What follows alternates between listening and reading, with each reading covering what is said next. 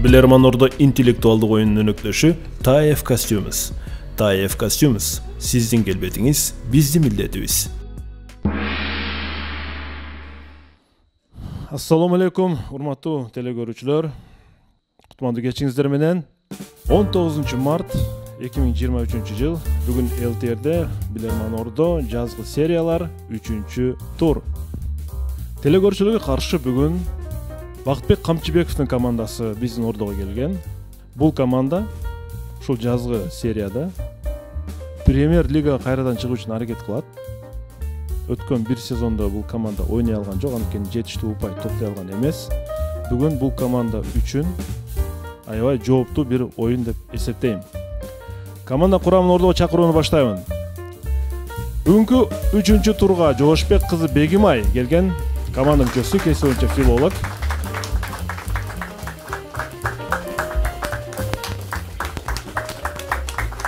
Өсөрбек кызы Айгерим, математика сабагынын мугалими, команда мүчөсү.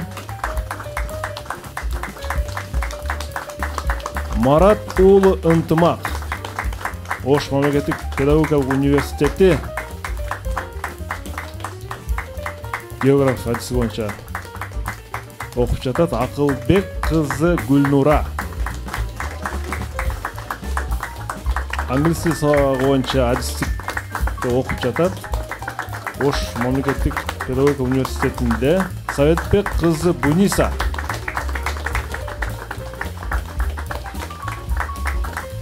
тарых адиси боюнча билим алып жатат университетте. Жана команда капитаны Камчыбеков Бакыт, социалдык тармак боюнча ишкер. Мына ушул команда бүгүн сиздерге каршы оюн жүргүзөт.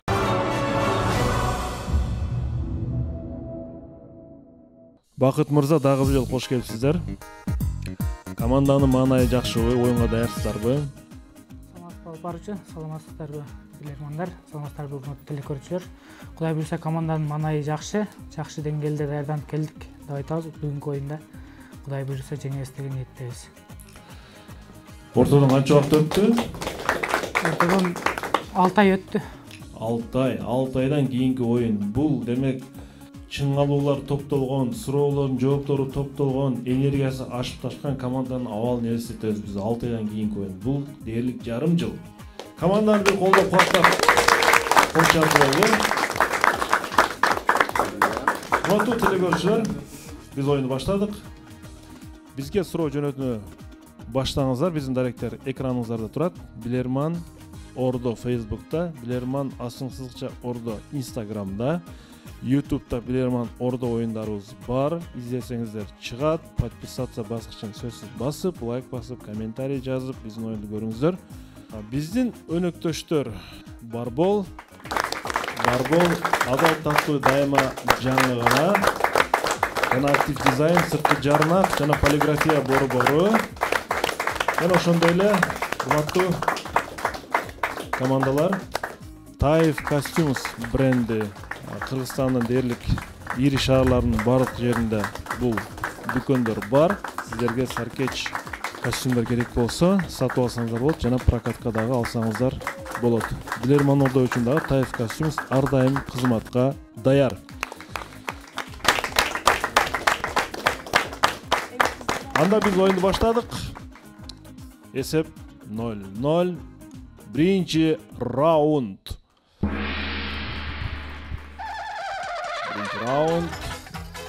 Бүгүн аябай кызыктуу суроолор тандалып алынган. Урматтуу телекөрүүчүлөр, суроо жөнөткөндө суроонун маалымат булагын, анын комментарийин сөзсүз түрдө бизге көрсөтүңүздөр.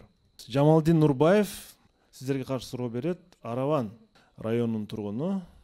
Мен суроосун окуйм. Урматтуу билермандар, мониторго көңүл буруңуздар.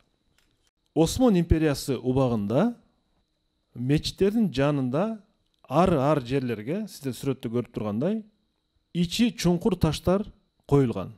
Бул таштардын ичи чуңкур, Бакыт мырза. Тегиз эмес. Мындай таштар Стамбулда азыр дагы бар. Кезиктирсек болот. Бул ошол кезден калган. Эми сиздерге суроо. Кандай максатта мындай таштарды жолго мешиттердин айланын тегерек четине коюшкан. Минута кетти.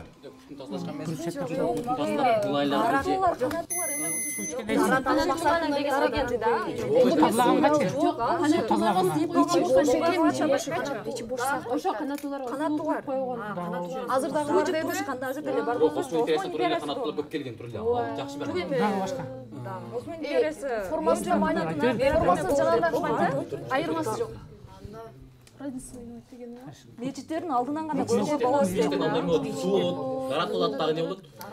Мында кандай максатта иштетет башка эмелерге? Атайын жерлери бар да. Да кандай максатта иштетиши мүмкүн эми? Мисалы адам бирок жөн гана ушул жерге бийик жерде ким билет? Атайын башка нерсе бар болушу мүмкүн. Булардын немелерди ар башка турат го, бирок формалары. Жөн суу үйлөнүп да, бир топтолот да, бир болсо топтолгонго эле деген вариант берсе кандай болот? Суу кандай максатта иштетет кайра? Жанагылар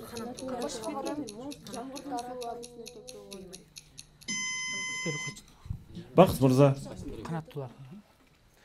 Урматтуу алып барчу Марат уулу Ынтымак жооп берет. Ынтымак. Урматтуу алып барчу, биздин жооп бул канаттуулар суу ичиш үчүн. Канаттуулар ушул жерге суу чогулган. Ошондон канаттуулар суу ичкен ушул жерден. Канаттуулар суу ичиш үчүн. Бул сууларды канаттуулар, куштар ичет. Демек, мындан биз эмнени билсек болот? Канаттуулар үчүн дагы мына бир кам көргөн канаттуулар суу ичсен ушул жерден депчи эсеп 1-0 команда өз эсебине эсеп ачылды, ойнойбуз. Ачты. Оюнлантылат. Экинчи раунд.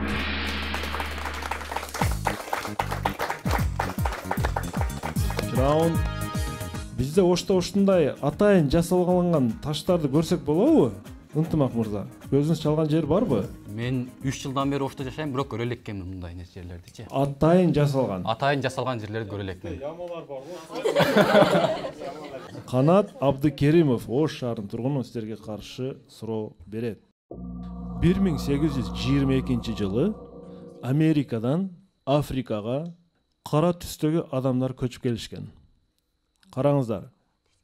Негизи Африкадан Америкага барыш керек. Америкадан Африкага кара түстөгү адамдар көчүп келишкен. Алар өздөрүн биз эркин адамдарбыз деп эсептешкен. Жана жергиликтүү уруу башчылар менен сүйлөшүп, 13.000 гектар жерди болгону $50 сатып алышкан. 1847 жылы алар өзүнүн республикасын жарыя кылышты Африкада. Сиздерге суроо. Бүгүн ал республика эмне деп аталат? Алтынга келишкен же алтынга ошол жерде. Башка вариант бар.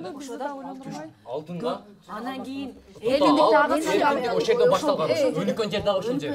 цифрага точно ошондой эле 13.000 гектар. Азыркы жазгыча чоңой эмес. келген кайлоодун эсимде жок. Түштүк Африка Республикасы эң өнүккөн жер ошол. Эң өнүккөн жер ошол. Башка вариант кара. Буйса кара. Дагы кайсы жерлер бар? 1847 жылы Африкада. 1822 кара 47. 47 мамлекет болуп калышты. Алар эмес да. Биринчи кап колониясы да ошо Түштүк Африкадан. Чекелерин карай, деңизден келген кайсысы сол? Түштүк Африка Республикасы оңой. Мисалы үчүн үстүнөн караганда Марокко жакын, Эфиопия жакын, мисалы үчүн. Түштүк Африка болгондо Кап колониясынын борбору болгон биринчи болгон Африкада. Африкада? Ооба. Ошондо Түштүк Африка Республикасы. Түштүк Африка Республикасы. Башка вариант. Ошол болгон. Эсип туура болгонбуз. Ошол жакта болгон. Буйса бер. Аянты Бунис. Эң өнүккөн жер ошол жерде, бирок азыр билбейм. Бакыт мырза. Советбек кызы Буниса жооп берет. Советбек кызы Буниса. Кайсы республика жөнүндө сөз болуп жатат? Урматтуу алып баруучу, бул Түштүк Африка Республикасы деп ойлойбуз. Түштүк Африка Республикасы. Борбор шаары кайсы болуп калат? Претория. Претория. Жооп кабыл алынат. Вариант барбы? Кимде ордодо вариант бар? Команда туура эле айттыбы же? Негизи биз билгенден Африкада өздөрү эки окшош мамлекет бар. Бул тагыраак айтканда Нигер жана Нигерия. африкалыктар өздөрү тамашалашып нигерди эркектер, нигерияны аялдар деп коет да. Балким ошол эгерде негр деген атка уйкаштырсак дагы балким бул Нигерия болушу мүмкүн. Түшүнүктүү. Урматтуу алып баруучу, биз Илгиз экөөбүз ушул вариант келди, бирок бир аз өзгөчөлүк кылып мындай негр сөзү катышкан бул Занзибар деген өлкө бар, бирок ал Танзаниянын курамында. Кээ бир учурларда биздин мен жеке вариант ушул Занзибар болушу мүмкүн. Занзибар болушу мүмкүн.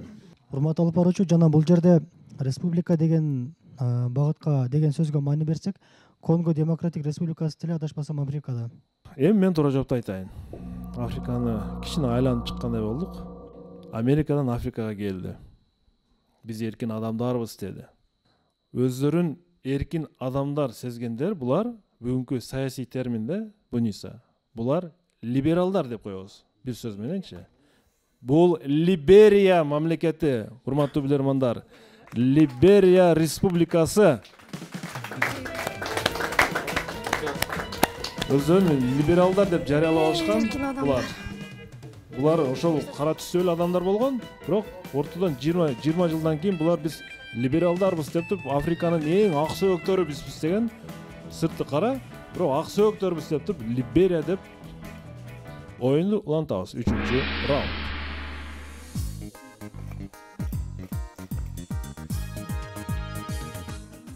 Акылбек кызы Гүлнура. Англис тили адистигин окуп жатасыз. Сиз буюрса Такай ушул Бакыт Камчыбектин командасында болосузбу? Алай. Сиздин эрудицияңыз күчтүү экенин биз билебиз. Бүгүн бул командага жакшы салым кошот деген ойдобуз. Бул сиздин командаңыз бүгүн. Айпери Жаныбекова, Кара Балта шаарынын тургуну сизерге каршы суроо берет. Урматтуу билермандар, суроого көңүл бурабыз. Адатта премиум, элита, люкс кафе ресторандарда официант коноктордон тамакка буйрутма алып жаткан учурда бат-баттан башын ийкеп жатканын байкайбыз. Бифштекспи, бул бар, тиги бар деп башын ийкей берет. Буниса, мындай эстеп көрсөңөр, официанттар бул эң элитный ресторандардагы официанттар ушундай аракеттерди кылышат. Сизерге суроо. Эмне үчүн ушундай официанттар заказ алып жаткан жана терип жаткан убакта башын ийкей беришет? Бул эмнени түшүндүрөт сервисте? Кетти минута. Официанттар эме кылат го. Макул десе тамак көбүрөөк айтабы дейм да, кошуп айтабы дейм. Жаттап чыгат го. Ошондо эме кылбайбы өзү. Тамак айтабы дейм, кошулупчу. Жаттаган тамагы эсине келген үчүн деп эле эме кылбайбы. Тамак тезирээк көрүшүн. Ол жерге күчтүү, азыр күчтүүлөр барат деп атат го, значит. Дегенде ушул заказ Жок, ол сөзсүз болот, ал заказы баары болот ал жерде. Көп жерлерде деле башын ийкеп эме кылбайт. Ошо элита, күчтүү, ушул люкстарда дейт. Элестетип көрөлүчү, өзүбүз бардык. Силаттан келген конок эме кылып жатат. Сиздин тандооңуз туура дегенде болушу мүмкүн. Багындай, типага. Ар бир жок, башка тамактарда эсе дагы ошентип турабы? Тамагын маркетинг дейсиңби? Ода мен 2-3 жөнү кылдырып заказ береби деме, деп унай Анда берсечи. келген кадрларга жакшы эме деп болуп туруп. Жок. Тамак тандаган тамак эме экенин билдириш үчүн да. Тандаган тамак мыкты экен. Чалчы сизде бар болсо, сиз айтсаңыз мен. Ооба. Бир жагынан кадрларга дагы Бар багындай неме көрсөтүш керек да. Сый көрсөтүш керек. Бир кылыш керек болот деп көрөмүш. элита люкс ресторан болгондон кийин сиздин тандооңузда сиз жакшысыз дегенде маани алып келишсиз. Сиздики туура. Бакыт мырза. Урматтуу алып баруучу Акылбек кызы Гүлнура жооп берет. Гүлнура. Жооп бере бериңиз.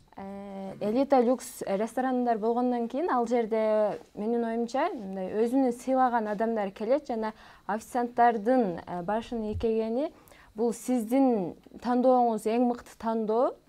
Сиз эң мыкты тамактарды мындай буйрутма кылып жатасыз дегендей сиздики туура деп ага болгон сый мамилеси аны урматтоосу.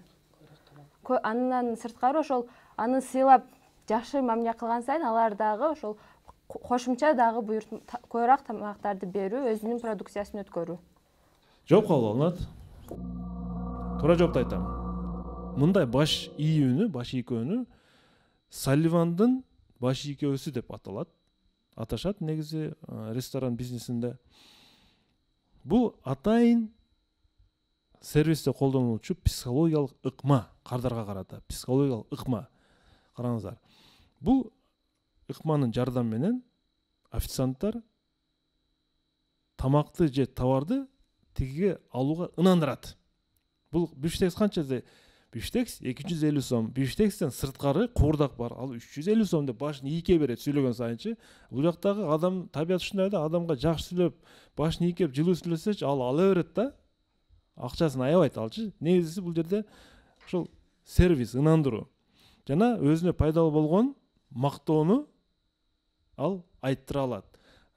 Кардар официантты мактайт, официант кардарды мактайт, ошентип отуруп тамагын өткөрүп алат. Бул жерде жалпысынан ынандыруу жана ошол кардарды мактап тамагын өткөрүп алуу. Негизинен жооп туура 2-1.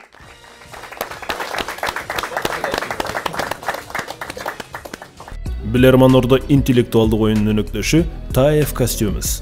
TAEF Costumes сиздин келбетиңиз биздин милдетибиз. Ойлантылат 4-чү раунд. 4-чү раунд өткөндө кимдин оюнунда ресторан жөнүндө суроо келди. Бир оору менен ооруган официанттар ошол ресторанда баягы унутчак адамдар, унутчак адамдар. Бифштек заказ кылсаңыз, сизге 5 минуттан кийин гуляш алып келген. Ал атайын ошондой ыкман колдонушкан. Токтом Мамат Шаматов, Ош шаарынын тургуну, силерге каршы суроо берет. Урматтуу билермандар, Кыргызстандын белгилүү акындардын бири Тургунбай Эргешевдин төмөнкүдөй ырсаптарын окуп берейин. Бакыт мырза, Тургунбай Эргешевди билесизби? Уккансызбы? Караңыздар. Пенделер мени бир аз аягыла, чындыктын чыркыраган жетимимин чыгарып салбагыла бурап-бурап, турмуштун туткасымын тетигимин, тагдырдын талаасында тай үйрөткөн, атамдын өнөр кылган кесибимин, ичирип көп чекит төкпөгүлө, атамдын артып калган кешигимин, пенделер мени бир аз аягыла, чындыктын жып-жылаңач жетимимин дейт. Урматтуу билермандар, бул ырсаптарындагы ичирип көп чекит төкпөгүлө деген сапта мен калтырдым да бир сөздү. Кайсы сөз калып кеткен? Кетти мен. İçirip degende мындай нерсени башка бир башка нерсеге эме кылбай. Ырдыгын топчаз да. Маанилерин албай калып, бир атамдын деди акырында. Атамдын бирок конкреттүү нерсе. Буюм же эмне болушу мүмкүн? Ырсаптан башында эме кылат. Сузундук же бир маалыматындай. Точно сузундук кылса түрлөрүнө түшпөйт. Мындай айткандай болду да, баягы атамдын кесибин Çirip tökpөгүлө атамдын кешигимин дерди. Жетимимин кешигимин деген жактары дагы бар да, ушул эмеге же уйкаштырып көрөйлү. Жок, негизи ырсаптар эмне жөнүндө болду? İçirip sunu tökpөгүлө эле жөн эле же. İçirip sunu tökpөгүлө же. Кымыз баягы эме кылган. Ал ичирип дегенди эле байланыштырып койтасыңар да. Бул суундуктурбай калса, иче турган нерсе болбой калса. Ошондо суусундук вообще ак. Бул суусундукка жакын болбогондой да. Суусундук болсо ак.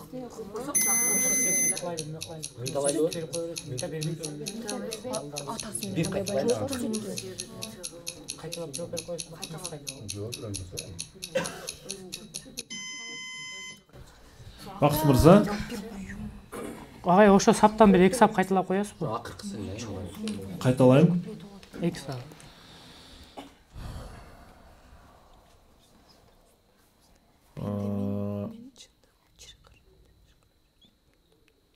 Тагдырдын талаасында тай үйрөткөн, атамдын өнөр кылган кесибимин ичирип, ушул нерсеге, бир нерсеге төкпөгүлө, көп чекит, ичирип, бир нерсеге төкпөгүлө деп атат да. Атамдын артып калган кешигимин деп атат. Кешигимин деп атат. Пенделер мени бир аз аягыла, чындыктын жып-жылаңач жетимимин. Эми силерге суроо. Ичирип эмнеге төкпөгүлө деп атат. Не ичкенин мен билбейм, бирок төкпөгүлө деп атат да. Урматтуу алып барчу Марат уулу ынтымак жооп берет. Ынтымак. Кешик деген атасынан калган эми пиаланын түгүндө калган бир нерсе да, мисалы үчүн. Тамактын бир калган эмеси, атасынын кешиги. ичирип ошондо эмнеге төкпөгүлө Кандай сөз бар бул жерде? Кандай сөз болушу мүмкүн? Ичирип жерге төкпөгүлө атамдан калган кешигин. Ичирип жерге төкпөгүлө атамдан калган кешигим. Атамдан артып калган кешигим. Жооп кабыл алынат. Башка жооп. Караңыздар. Мен туура жоопту айтайын. Артып калган кешик деп атат. Кийинки сабында артып калган кешик деп атат. Кешик бул артып калган тамак да? Артып калган тамакты кыргыздарда эмнеге төгөт? Ит аякка төгөт, урматтуу билермандар. Ит аякка төгөт. Ичирип ит аякка төкпөгүлө атамдын артып калган кешигимин деп атат, урматтуу билермандар. Бир аз шашылып койдуңарбы же бул вариант келбей калдыбы? Токтомон Шаматов Ош шаарынын тургуну тергөөчү тарапка дагы бир упай алып келди. Эсеп кайрадан 2-2.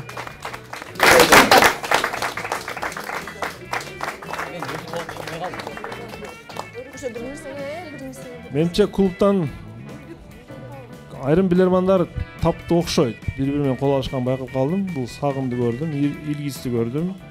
Дагы кийин Насирдин ичинен тапты окшойт. Таппады.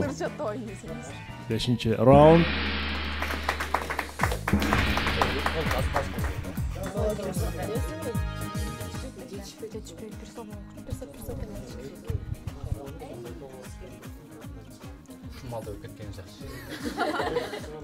Блиц раунд. Блиц раунд ойнойбуз, урматтуу команда.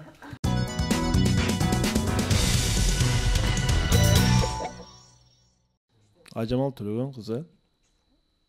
Урматтуу билермандар. 14-17 кылымдарда Европадагы аялдар бутуна ушундай чапиналарды кийишкен. Чапина. Эмне максатта?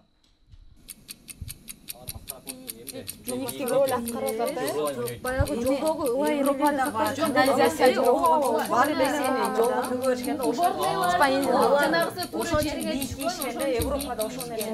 Болду анда. Ондо канализация Путун немеси экен, а? Пут эме болгон. Бакыт мырза. Урматтуу алып барчу Акылбек кызы Гүлнура жооп берет. Гүлнура. 14-17 кылымдарда Европада ошол дааратканалардын канализациясы болбогондуктан алар туура жерге түшкөн жана айымдар ошол тазалык үчүн кийишкен. Басып албоо үчүн, ошол жаман нерселерди басып албоо үчүн. Баткак ылайларга батып калбоо үчүн. Ылай баткактардан сактануу үчүн деген. Негизинен маңызыңыз туура. Биринчи суроо туура. Ошо жаман бир эмне деп коет. Бул жерде канализация дагы бар. Анан ылай жолдор Европада өнүккөн эмес, ошол 14-15 кылымдарда. Анан аялдар ушу сактанышкан ушундай. Эми мен таң калып атканым, мына бийиктикти кийип жүрүштү элестетип атам менчи. Сиздерге каршы Ахмедова Гүлсанам Ноокат районунан суроо берет. Кайсы жомок каарманы королдун жубайы болгондугу үчүн гардеробундагы жоголгон буюмга ыраазы болгон? Мейли жоголсо жоголуп тур да деп. Бул кайсыл жомок каарманы? Кетти 20 секунд. Гардеробунда эмне болду? Эме деди, жомок каарманы дагы турмушка чыккандан кийин деди да. Гүлала башка варианттагы. Жок, гүлала окшойт, аны эмес, жок болуп кетет го же. Секирдан кийин. Гардеробуна нерсе жоголгонуна ыраазы болуптур. Секир менен көйнөк эме болот да. Алды эле королдун турмушуна чыгат.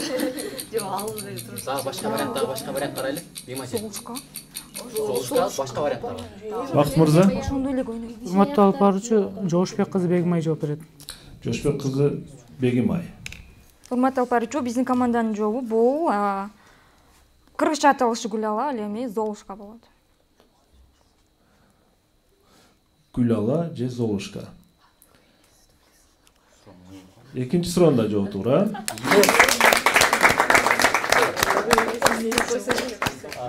Секир менен эме болот барбы? Үчүнчү акыркы суроо. Үчүнчү суроо. Генри Фордтон ушундай цитата бар экен.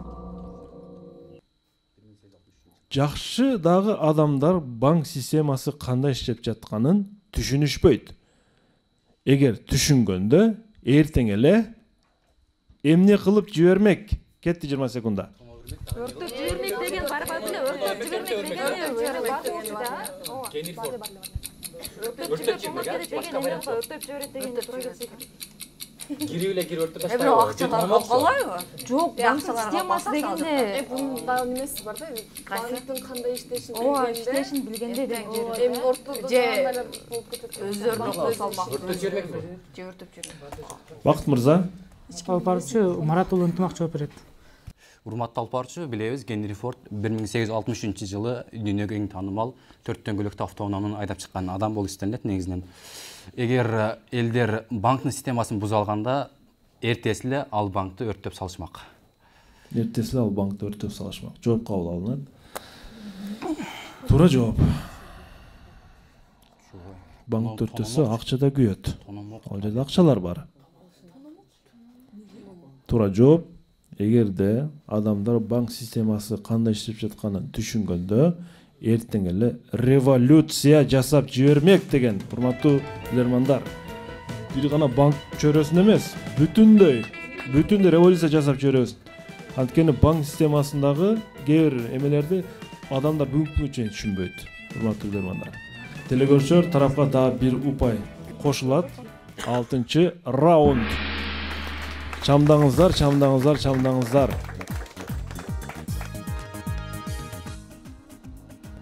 Бүгүнкү күнгө чейин адамдар банк системасын жакшы түшүнөрбөйт, урматтуу билермандар. Банкка кайсы бир акчаны коюп атканда же бир келишим түзүп атканда, ал жердеги пункттарды 10 жолу кайталап окуган менен ички саясатын али күнчө түшүнбөйт.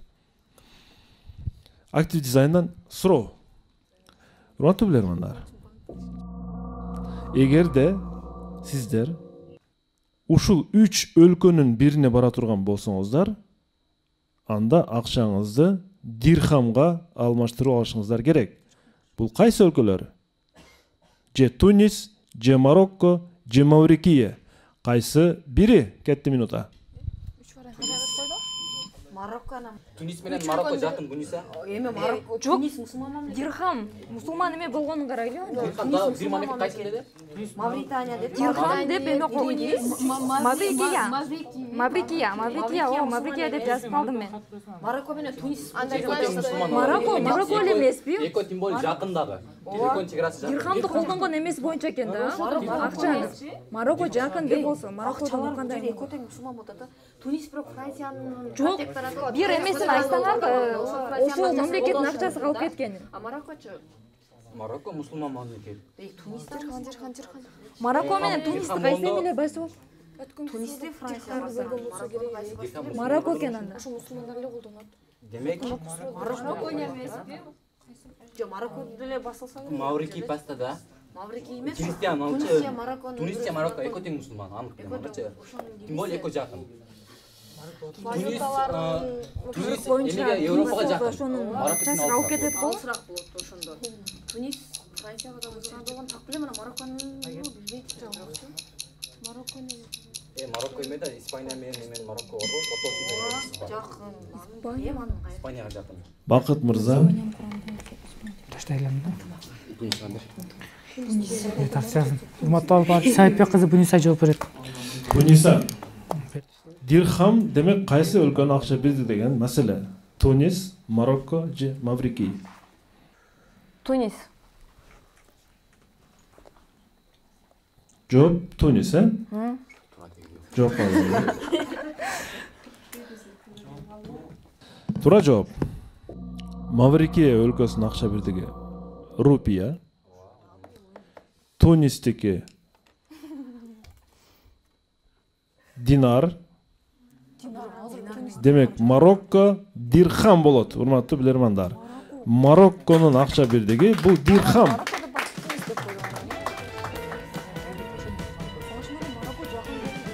Үчөө тең эле негизинен мусулмандар жашаган өлкө, бири-бирине жакын өлкөлөр. Бирок дирхам бул Марокконун акча бирдиги. Макул, оюнду уланталы. 7-чи раунд. 7-чи раунд.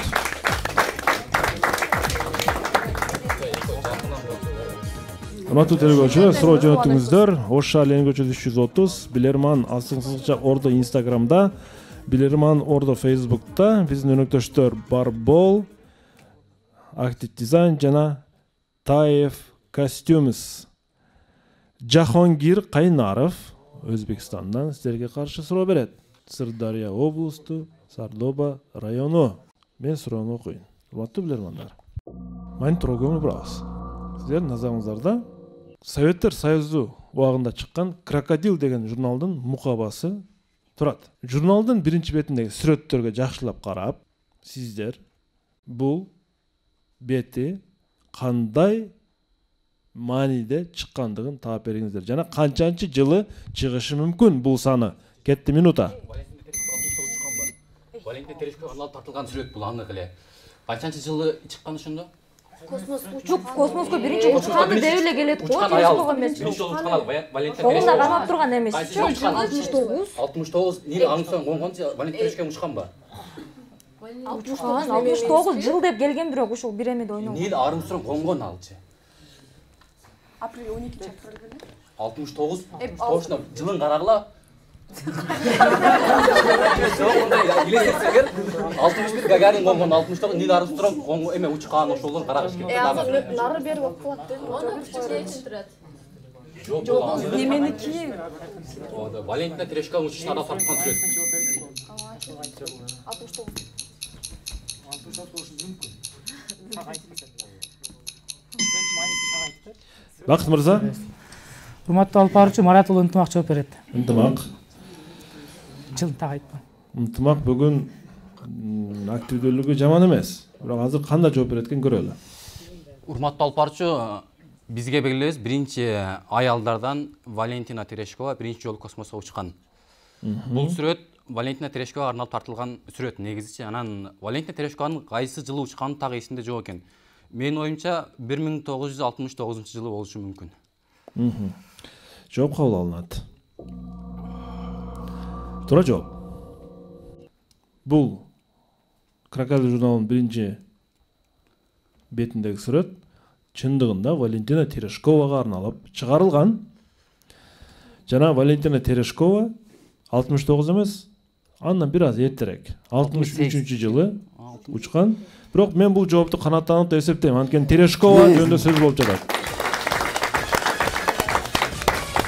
Нил Армстронг конгонда учкан бөлөк болчу да. Терешкова арналып атайын ушул журнал чыккан экен. 4-3 эсеп азырынча оюн улантылат 8-чи раунд. Билерман Ордо интеллектуалдык оюнунун өнөктөшү Таев Costumes. Таев Costumes сиздин келбетиңиз биздин милдетибиз.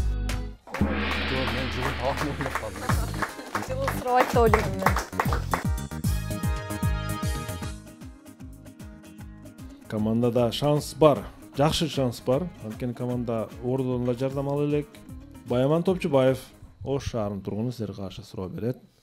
Суроосун сыр сандык аркылуу жөнөткөн.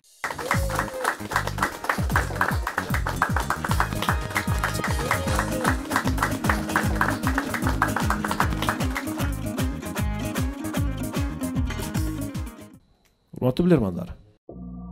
Азербайжан Республикасынын эл акыны Сабир Рустамханлы бир күнү кызы Наргиза Рустамханлыны мектептен алып келе жатып, алар Баку комиссарлары бакчасы деп аталган бульвар аркылуу өтүшөт үйүнө.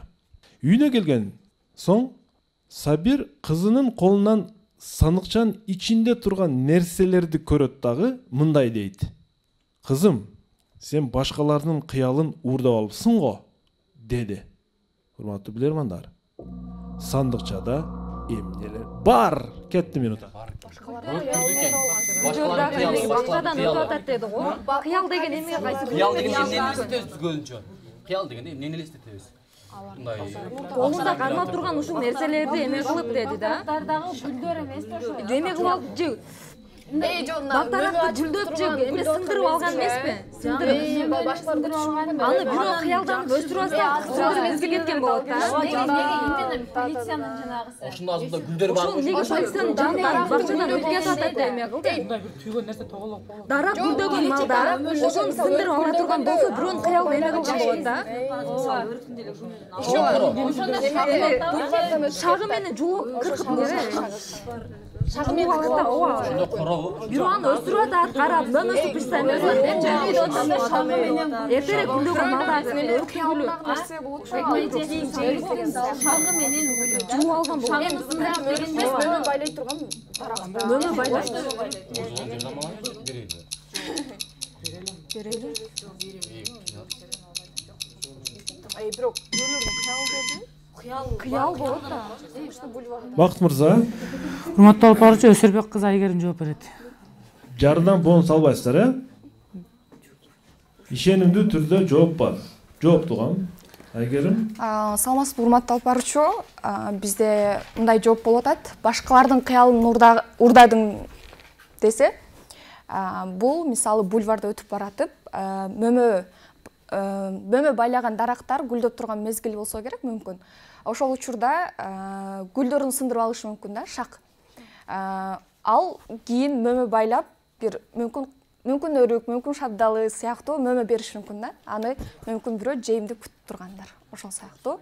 Азыр биздин жооп дарактын гүл ачып турган мезгилиндеги шак деп десек болот.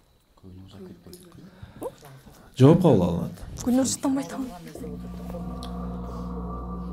Топтуу болду тур гүлдөрдү. Колундагы нерселерди көрүп, нерселер дедим да мен. Бир нерсе эмес. Ошол. Бир нерсе эмес, мындай. Жалгыз нерсе эмес, бул нерселер дедим да. Бульварда эмне бар? Вариант барбы? Угалычы? Ордо да бар келем. Бул жана комиссарлар бульварынан дегениңизден? Бульвардын аталышы экен булчу. Жаш гвардия дейбиз го биз. Мен мынтип ойлоп кеттим дем, комиссарлар дегенге башын жасап, жылдыздарды колуна алылган окшойт, кичинекей жылдыздарды.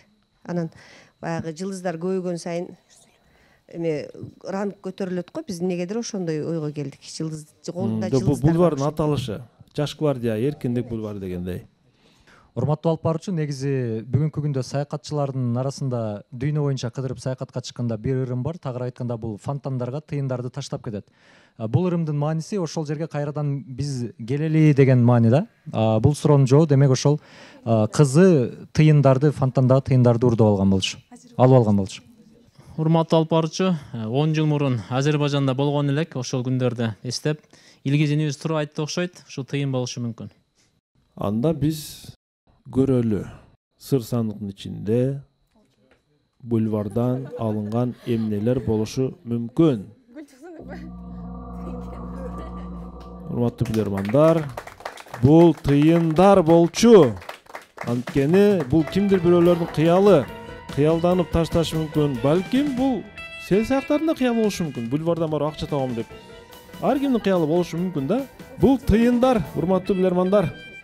Баяман Топчубаев телекөрсөтөргө дагы бир упай алып келди. Балким ордодон жардам алса болчудай экен команда. Балким 5-3 оюн улантылат. 9-чу раунд. 9-чу раунд.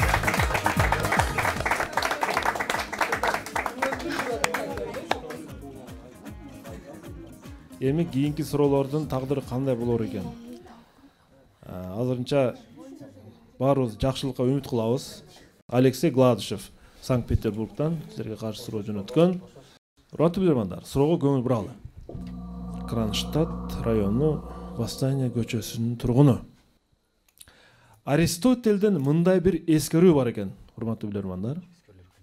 Сибарит элдери өздөрү минип жүргөн аттарын флейта ойноп бийге түшкөнгө үйрөтүп алышкан экен. Демек алар флейта ойноп жыланда бийге түшүрөт го, ынтымак. Булар аттарды бийге түшүргөнгө үйрөткөн, флейта ойноп.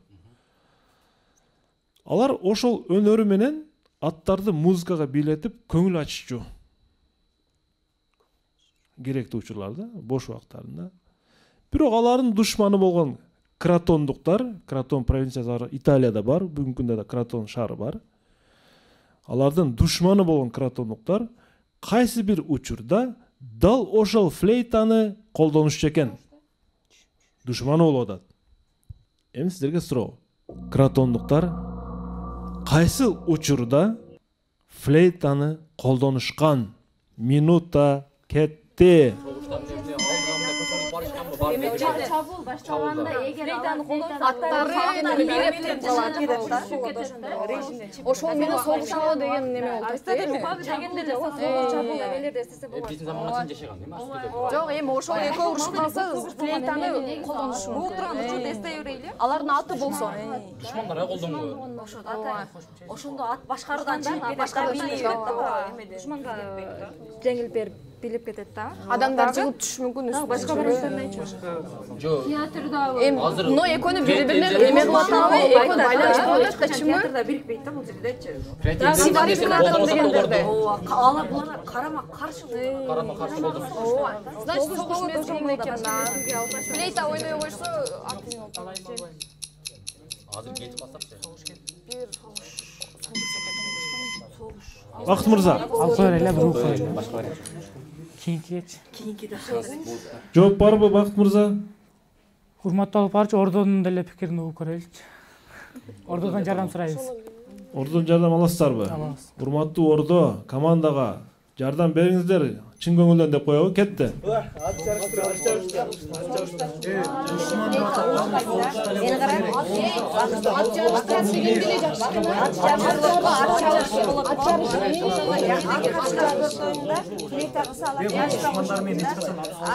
Душман болгондо неме болот да. Флейта дегенде ал флейтаны суулда качат да. Эми Ордо жардамды токтотобуз. Бакыт мырза. Бакыттын башы айланды. Бакыт мырза, ким жооп берет? Душмандар деле согушка кеткен. Бакыт мырза. Ким жооп берет? Урматтуу алып баруучу согушта деп жооп беребиз. Демек сиз жооп бересиз.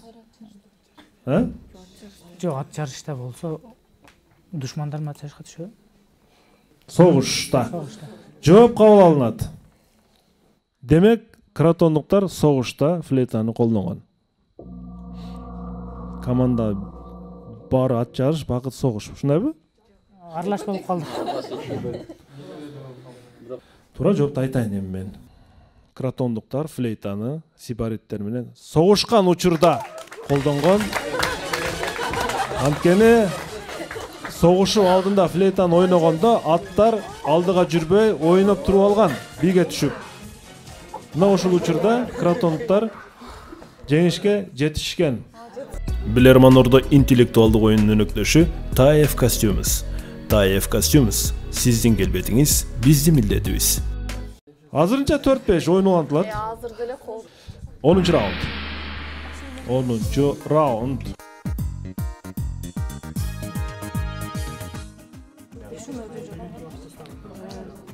Өтө сергектикти талап кылган раунд. Абал кооптуу. Мирлан Абдразаков, Аксы району. Кесип боюнча архитектор, учурда Бишкек шаарында ишмердүүлүк жүргүзөт. Сиздерге каршы суроо берет. Сиздерге теле көрүүчү ушундай суроону жөнөткөн.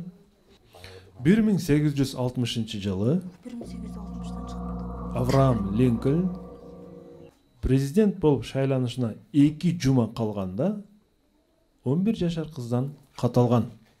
Грейс Бедел аттуу кыз өз катында бир сунуш менен кайрылган. Мен сизди колдоймун жана сизге агитация жүргүзөм.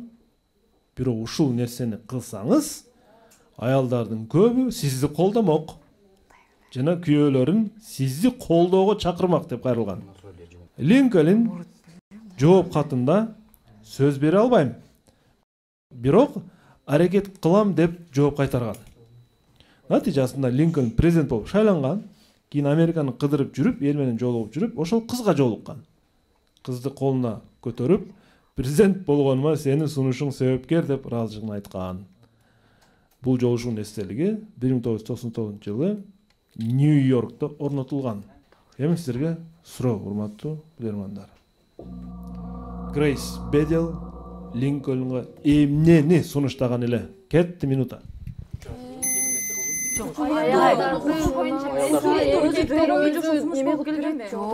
Эме эмеспи? Америкадагы мурутун же сакалын алуу эмеспи? Абрам Николаевич жок. Жок, ондой эмес болсо Аялдардын немесин айтып атат.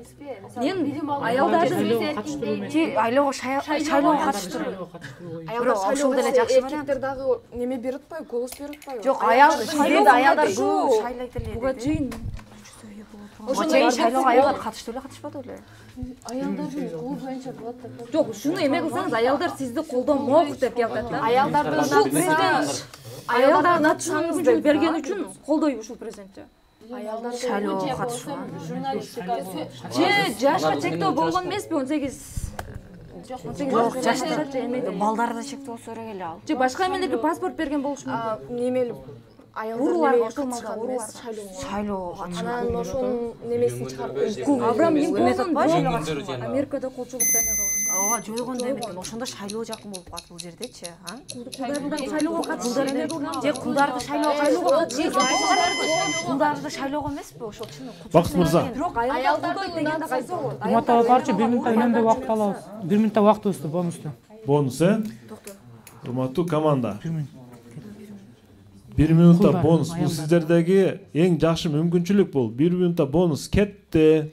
Аялдар колдойт деп атат да. Кулдарды жойтуган болсо аялдар неге колдойт бирок шайлоого катышуу болушу мүмкүн да бул жерде. Эми аялдарды унатса эркектер дагы голос берет дедиби? Жок, эркектер буга чейин голос берип жүргөн. Ошо эми аялдарга деле шайлоого. Аялдарга да укук берип атат бул жерде. Аялдардын укугун да эске алабыз. Агитацияга. Ошондо ошондо эркектер неме кылат, голос берет ошого. Аялдар шайлоого. Аялдардын да Абрам Линкольн. Кийинки жерде көрүп, сен аялдар сизди көбүрөөк колдомок. Башка вариант жок. Шайлоо эле жакын болот экен эгер аялдар эме кыла турган болсочу. Коем деп алдын ала айтып, Колчулукту жойгондон кийин бул президентке эме кылса керек эле же. Жок, ушунун мезгилинде. Ушун мезгилинде жойулган болот. ошо согушту жана кылган үчүн президент болуп. Кайсы согушту? Бакыт мырза. Телегөрүүчү суроосуна минтип жазыптыр да. Суроону окуп бүткөндөн кийин ушул комментарийди кошуп койсоңуз болот дептир. Бул телегөрүүчүнүн өзүнүн эмеси. Бир бизнесмен деп атат. Ушул окуядан кийин Линкольндун миңдеген сүрөттөрүн өрттөп салган экен. Бизнесмен айтымы боюнча, эми Линкольндун мындай сүрөттөрүнө талап жок болуп калат деп атат. Шайлоодон кийин талап жок. Демек, маселе Линкольндун өзүндө. Урматтуу билермандар. Урматтуу алып баруучу Саатбек кызы Буниса жооп берет. Буниса. Же 6-4, же 5-5 болот. Урматтуу алып баруучу бул сакалын алып таштоону сунуштаган. Сакалын алып таштоону сунуштаган. Жооп кабыл алынат. Урматтуу билермандар, туура жоопту мен айтайын. Линкольн ал убакта арык, келбеттүү болгондуктан бул кыз Линкольнду сакалын өстүрүүнү сунуштаган. Алып салууну эмес, өстүрүүнү сунуштаган. Сакал койсоңуз деп атат. Симпатия болуп атат да, аялдар ушундай деп, күйөөсү аял сөзүн угат деп атат. Муну колдоп коелу деп иши кылып голос аласыз деп атат да. Кийин Линкольн бул кызга жооп, мына сүрөттүн карабайсыңар, мына эстелигин. Сакалчан турат. Рахмат деген, сен президент болушума сени себебим чоң деп атат, урматтуу билермандар. Өтө өкүнүштүү, урматтуу билермандар, өтө өкүнүштүү. Тилекке каршы, караңыздар, бир сөз. Өстүрүү, кое берүү, өстүрүү, кое берүү. 6-4 эсебинде Бакыт Камчыбековдун командасы тилекке каршы бүгүн да телегөрүүчүлөрдөн жеңилип калды. Аябай жакшы ниетте отурганбыз баарыбыз. Жеңип калса экен, команда жеңип кетсе экен деп, анын ичинде мен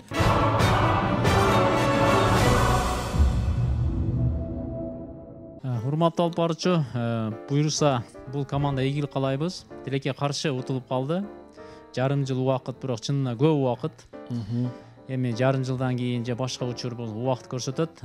Бирок мен бир нерсени белгилешим керек. Бул команда кээ бир иштарга активдүү катышат. Эмнегедир кээ бир иштарда жеңип келген, бирок билбейм бүгүнкү оюнда тилекке каршы утулуп калды. Жеңет деген ойдо болчубуз. Дагы көбүрөөк изденүүнү биз командага айтабыз, кеңеш берип кетебиз. Бирок манай түшүрбөш керек, башка оюнда ийгиликке жетишет деген ойдобуз. Ынтымак мыкты ойноду, көптөгөн суроолорду тапты. Эгер ушундай ойногондо команда ийгиликке жетишмек, ийгилик каалайбыз. Рахмат. Урматтуу алып баруучу, мен дайым эле айтам, бул оюнда эч ким утулбайт, билбеген суроолорду билебиз, билимибизди текшеребиз дегендей.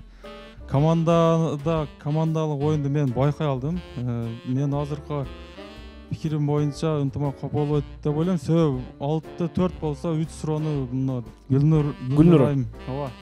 Ошол жооп бердим. Мен мыкты оюнчу деп ушул Гүлнур айым. Гүлнур аны. Ооба. Түшүнүктүү. Анан суроону дагы айтып коеюн, урматтуу алып баруучу. Логикалык суроо бул өтө акыркы суроо, чындыгында өтө жакшы суроо болду. Демек, Бакыт мырза, анда сиздин өзүңүздөн да пикир коелу бул оюнга байланыштуу. Урматтуу алып баруучу, команда жакшы ойноду бүгүн. Мен өзүм деле толук капитандык милдетимди аткара албадым деп ойлойм. Эмнегедир өзүмдө бүгүн оюнда башкачараак болду, өзүм деле ачып албадым. Негизи команда жакшы ойноду. Команда жакшы деп айта алам. Башка оюндарда деле жакшы ийгиликтер жаратып келип атат. Анан жеке өзүмдүн оюмда анан команда деле кошулса керек. Ушу Баяман Топчубаевдин тыйындар жөнүндөгү суроосун мен өзүм мыкты деп баалай алдым. Баяман Топчубаевдин тыйындар жөнүндөгү суроосу капитандын вариантын биз сыйлайбыз. Демек, бул Баяман Топчубаев. Ош шаарынын тургуну, актив дизайнер сыйлыгына карабыз. Чоң рахмат. Команда курамынан кимди жакшы ойноду десек болор экен анда? Команда курамынан капитан катары мен жеке оюм ушу Акылбек кызы Гүлнура жакшы ойноду деп айта алам. Жооптор тактакчы болот. Акылбек кызы Гүлнура бүгүнкү оюнда активдүүлүгү менен айырмаландыбыз. Куттуктайбыз актив дизайн сыйлыгын. Акылбек кызы Гүлнурага карабыз. Анда биз оюндун соңун шириндиктер менен жыйынтайбыз. Барбол шириндиктери студияга.